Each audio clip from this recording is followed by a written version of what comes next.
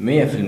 ده مش أول فيديو تشوفه عن موضوع الثقة بالنفس، لكن 100% وتأكيد مني أنا بقى إن الكلام ده أنت أول مرة هتسمعه. أنا مش جاي أتكلم إزاي تفرد ظهرك وتبص في عيون الناس ونسمي ده كده ثقة بالنفس، واللي كل الناس بتوع التنمية البشرية وكتب تطوير الذات بيغنوا نفس الأغنية دي. ليه؟ مع إن الكلام ده صح وممكن يكون نفع مع حد فيكو، لكن أنت بالظبط أكنك شفت واحد بيتمرن وشفته عجبك منظره، لقيت حسيت إن فيه قوة، لاحظت الآثار اللي عليه، لقيته عرقان وبينهج، فقمت جايب طشت مية رزعته على نفسك وقعدت تنهج وقلت أنا كده اتمرنت. في الواقع ممكن الحوار ده ينفع، أنا لو شفت الاتنين عرقانين والاتنين بينهجوا هقول إن الاتنين بيتمرنوا، لكن مع أول صدام بالواقع وأول اختبار فعلا للقوة هنعرف ساعتها مين اللي كان بيتمرن. النهارده انا جاي اعرفك التنميه الحقيقيه، انا مش جاي اقول لك ازاي تتظاهر، ولا بتكلم بطرق التنميه البشريه والكتب بتاعه تطوير الذات اللي ملهاش اي علاقه بالواقع. في اي حته هتشوف الفيديو بتاعي وانا بتكلم او هتشوف بوست مني هو كله معتمد على الواقع. انا ما قريتش صفحتين جاي بقولهم لك، ولا سمعت فيديو جاي اقوله بطريقه تانية. اللي انا بقوله من الواقع ومن الحاجات انا قابلتها في حياتي. اشترك في القناة لو عايز تحقق حاجة في الواقع بتاعك، ما تفضلش على طول يا اما على الموبايل يا اما ماسك كتاب وعمال بتسرح في خيالك وبتحلم. يلا نبدأ الفيديو ونغرق. في البداية انت لازم تفرق ما بين حاجتين: وجود الشيء نفسه وعلامات وجود الشيء. الناس كلها بتبني في ده المظهر، ايه العلامات اللي باينة ناخدها نطبقها علينا. اسألك سؤال: هل انت بيبقى هدفك في الجيم او في التمرين اللي انت داخله ان انت تعرق وتنهج؟ لا، انت بتبقى داخل عايز تتمرن تمرين، والاثار اللي بتحصل بناء عن التمرينه دي هي العرق وان انت بتنهج. اللي بيحصل بقى لان الناس مش عايزه تعقد نفسها ولا عايزه تبني نفسها من جوه صح، هما بس عايزين الطريق السهل اللي يوصل لنفس النتيجه، فبيركزوا على الشكل من بره. ان انت تفرد ظهرك، بص في عيون الناس، اتكلم بهدوء، هتلاقي ان انت بقيت واثق من نفسك. وعلى فكره بينفع وممكن يكون نفع مع معظمكم، لكن اللي هيحصل في المواقف اللي فعلا بتثبت مين واثق في نفسه ومين بس مجرد بيرسم، هنا بيبان الفرق. النهارده انا مش هتكلم عن اي حاجه من لغه الجسد ولا ازاي تفرد ظهرك وتتكلم بانهي نبره صوت، انا هتكلم ازاي تبني نفسك من جوه. وفي النهايه جسمك وحركه جسدك وطريقتك في التعامل مع الناس لوحدها تلقائيا هتاخد الشكل اللي انت عايزه. ما هو باختصار كده، الناس عرفت منين اصلا ان الشخص الواثق من نفسه بيكون فارد لظهره؟ هل هو عشان بيمثل ان هو فارد ظهره؟ لا، هو كان واثق من نفسه، فبالطبيعي ان جسمه اتفرد، بقى بيبص مع الناس بطريقه كويسه، بيخش يتعرف بقى بيتعرف بطريقه احسن، كلامه بقى فيه ثقه اكتر. كل دي علامات لو حاولت مهما حاولت ان انت تمثلها وان انت تركز عليها نفسها، اكن انت بتخش التمرين بتقول انا عايز اعمل مش عايز اتمرن، طز في التمرين. لكن العكس هو اللي هيوصلك لفعلا النتيجة، وده اللي انا جاي اوضحه النهارده. في مشكلة لازم تتحل قبل ما ندخل في موضوع الحلقة نفسه. يعني ايه اساسا ثقة؟ من كتر ما الناس اللي يفتح كتاب يقراه يطلع يفتح الكاميرا ويصور، او سمع فيديو من هنا يطلع يتكلم، معنى الثقة نفسه تشوش عند الناس. الثقة باختصار ان انت في قرار فكرت فيه واقتنعت وبقى عندك رؤية لبعدين وعرفت ان هو ده الصح. من اول ما بتبتدي تنفذ انت بتفقد حاجتين: بتفقد السمع وبتفقد البصر. لا مهتم تسمع اراء الناس ولا بتشوف نتائج القرار اللي انت عملته الا بعد فترة. ليه انا بقول لك كده؟ لان العقل لما انت بتحطه في منطقة صعبة بيبقى عايز يهرب، فبيهرب عن طريق الحاجتين دول: اما عن اراء الناس بيتاثر بيها ويقول لك خلاص ده في انتقادات اكيد الناس دي كلها مش هتقول لك الكلام ده وهم غلط، او عن النتائج يقول لك انت جربت مره مرتين اهو الموضوع ما نجحش، يلا نقلب على اللي بعده. فالحاجتين دول لازم تتحكم فيهم، لازم تبقى اصم واعمى. انا مش شايف نتائج، ما تهمنيش ولا عايز اسمع حاجه من حد.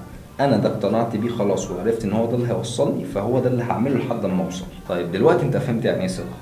هنتكلم بقى الثقه بتيجي منين اساسا، ازاي تنشئ الثقه دي جواك؟ عن طريق التعود والتعود بيجي من التكرار. طيب التعود بالنسبه للثقه ليه طريقين: طريق مش هيوصلك لحاجه اللي هو الناس كلها ماشيه عليه دلوقتي، ولا هيخليك تعمل انت اي حاجه بمزاجك، كل الحوار انت هتمشي مع القطيع.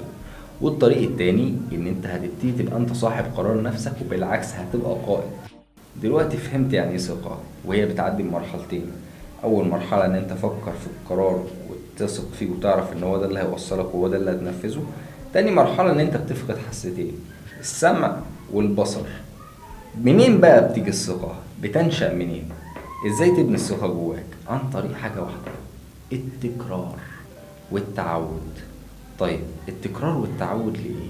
خليني ابتدي معاك بحاجة. التكرار والتعود ليه طريقين. ان انت تتعود على حاجة ليها طريقين، اما ان انت تعملها كتير او تشوفها بتتعمل كتير. وخليني اشرح لك بالظبط عشان النقطة دي مهمة. خليني اشرح لك ازاي بتشوفها كتير. لما تقلب على حاجة كتير على النت مش هتتكسف ان انت تعملها. لما تشوف ناس كتير حواليك جمهور بيعمل حاجة مش هتتكسف ان انت تعملها، وهيبقى عندك ثقة اكتر من لو كان الجمهور ده كله ضدك. فباختصار الثقة اللي بتنشأ عن طريق التلقي، ان انت بتشوف الناس بتعمل حاجة فبتبتدي انت تعملها زيهم ويبقى عندك ثقة ساعتها، دي ما اسمهاش ثقة، دي اسمها انت بتعمل زي الناس. اسمها انا ماشي في القطيع، وانا ماشي في القطيع في واحد تاني جنبي في القطيع، في ناس كتير ماشية معايا في القطيع، مين هينتقدني؟ هخاف من ايه عشان يبقى عندي ثقة؟ فبالتالي دي مش بتنشأ عن طريق قرار، انت بتبقاش قرار نفسك، ده بالظبط انت ماشي في القطيع بس بتبقى واثق من اللي بتعمله. ليه؟ هل دي ثقة؟ لا، بس عشان مفيش حد هيعارضك ولا حد يقول لك حاجة تحرجك او رأي او نتيجة هتأثر عليك. كل الحوار انت شايف كل الناس بتعمل كده فخلاص تمام عادي. لكن اللي هيفرقك عن القطيع واللي هيخليك تبتكر حاجة جديدة ان انت اللي تعمل. هنا بقى ده الطريق التاني. الطريق الاول التلقي، ان انت بتشوف الناس بتعمل حاجة كتير فبيبقى عندك ثقة تعملها، ده ملوش لازمة. الطريق التاني ان انت تعمل حاجة. والطريق التاني هو اللي الحلقة دي كلها قايمة عليه، ان انت تثق بنفسك عن طريق الفعل. هو ده الطريق الصح. طيب ازاي تعمل كده؟ شوف اكتر مجال انت ما عندكش ثقة فيه. البنات ده اكتر حاجة ما عندكش ثقة فيها. لنفترض مثلا ان انت ما بتخافش تتكلم قدام الناس، ما بتخافش تعرف على حد جديد. لو قدامك جمهور 10,000 شخص ما تخافش، لكن مجرد ما تيجي قدامك بنت حلوة او مش حلوة انت بتبتدي تعرق بقى بتفقد ثقتك كلها. جملة لازم تطبقها على كل حاجة في حياتك: الصراع أساس التطور. على قد ما كان التحدي اللي انت داخله والحاجات اللي انت بتحطها في نفسك كبيرة وتضايقك وتخليك في مود مش كويس متعبة، على قد ما تطورك هيكون كبير. شوف انت مثلا مش بتثق في نفسك قدام البنات، مش عايزك تروح تسأل البنت على الساعة مثلا اللي الناس كلها بتقوله، ابتديها تكة تكة، تسأل البنت على الساعة بعد كده جرب تهزر مع بنت. لا لا لا لا، الكلام ده للناس البطيئة. انت عايز حاجة تنجز، انت عايز حاجة فعلية في الواقع. يلا اللي هتعمله ان انت هتختار اجمل بنت الناس كلها خايفة تخش تكلمها، هتخش انت تكلمها. ده اللي بتكلم فيه، الصراع اساس التطور. عرفت في مجال معين انت عايز تتطور فيه، شوف اكبر صراع واغشم حاجة انت ممكن تخش فيها، ارمي نفسك فيها، ساعتها هتكون فعلا اتطورت. انت مش لسه عايش تمشي تاتا تاتا، تسأل المرة دي على الساعة، المرة الجاية تهزر مع الجرسون اللي بيقدم لك معرفش ايه. لا، حط نفسك في اتخن حاجة انت ممكن تخشها وملكش دعوة. طيب هل انت تيس؟ هل انت تور بتمشي كده وخلاص؟ لا، لازم يكون عندك عقلية التور على فكرة، لازم تتغاشم في اوقات، بس قصدي هل انت هتفضل تعمل كده على طول؟ لا. ندخل بقى للعصا السحرية، التعويذة بتاعت الحلقة. مفيش مجال هتعمل فيه الحاجة دي 500 مرة مش هيوصل معاك. يعني نفترض ان انت قلقان من موضوع صناعة المحتوى مثلا، انت تصور فيديوهات زي ما انا بصور دلوقتي، نزل 500 فيديو بعد كده احكم. يعني اقسم بالله هتوصل لنتيجة هترضيك. انا لحد دلوقتي انا مش عارف اصلا الفيديوهات اللي قبل كده جابت كام، ولا ببص، مش مهتم، انا اعمى دلوقتي. وحد قال لي رايه ماشي، ساعات صحابي فعلا بيمدحوني بس ولا اي حاجه، مش فارقه لي اي حاجه من الكلام ده، مش هو ده اللي هيحفزني. انا عندي تارجت، عايز انزل 500 فيديو. بعد 500 فيديو ابتدي اشوف هل ده على صناعه المحتوى بس؟ لا طبعا. حاسس ان انت مثلا في تمرينه معينه مش واثق فيها قوي، او حاسس ان انت لما تنزل الجيم مش توصل لحاجه، انزل الجيم 500 مره وشوف بعد كده احكم. في البنات اسالك، هل طريقه كلامك مع البنات دلوقتي لو كلمت 500 بنت وكملت معاها الكلام هتبقى زي طريقتك دلوقتي؟ استحالة، مليون في المية هتتحسن. فده اللي بتكلم عليه، العصا السحرية بتاعت الحلقة النهاردة، التعويذة كده، ان انت تكرر الحاجة 500 مرة. اعمل حاجة 500 مرة بعد كده احكم، بعد كده ترجع لك بقى الحسيتين دول تشوف انت عملت ايه.